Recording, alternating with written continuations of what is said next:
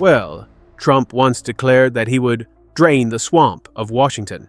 Sounds like a hero with a magic broom sweeping into the White House, right? But in reality, he just moved in some new furniture, added more water, and invited all the big shots over for a pool party. Just look at how he's handling corruption, turning it into a VIP club for the rich and famous. Who needs reform when you can just like your friend's stock portfolios? And AOC. She doesn't need to play pretend. She doesn't have to swim in the swamp to smell the muck. She grabs the mic, points at reality, and says straight up, "This isn't reform.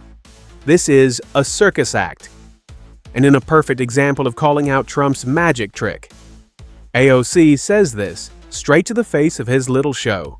He's there to make himself rich, as well as the billionaires who scratch his back and the members of Congress who trade with him.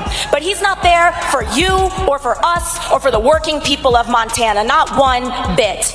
And to be clear, I don't even care what party you are, Democrat or Republican. It doesn't matter what position one holds. Members of Congress holding and trading individual stock is wrong. It is corrosive, it is destructive, and it must be banned. Used to think tariffs were meant to protect domestic production? Ha! What a joke. In reality, they're there to let Trump's friends buy low, sell high, while the retirees, well, they've retired their faith in the market altogether. We're witnessing a puppet master performance in the market that even Vegas would call a classic. Trump's like an insider trader disguised as a president, while AOC, she flips the script with a smirk and a file thicker than Trump's hair. And she's not just talking.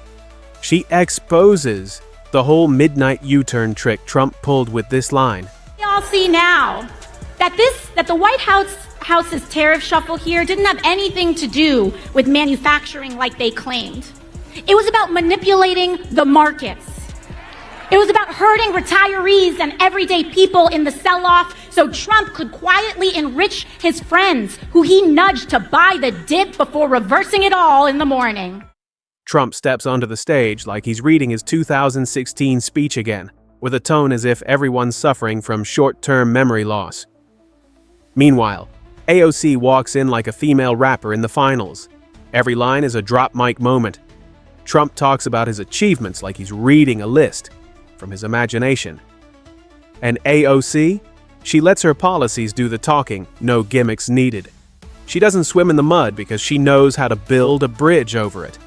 And just when Trump's racking his brain to find a conditional compliment, AOC just stands still and lets him praise her in the most ironic way. Fake, but in all fairness, look, but she knows it. She's got a thing going. It's a good thing.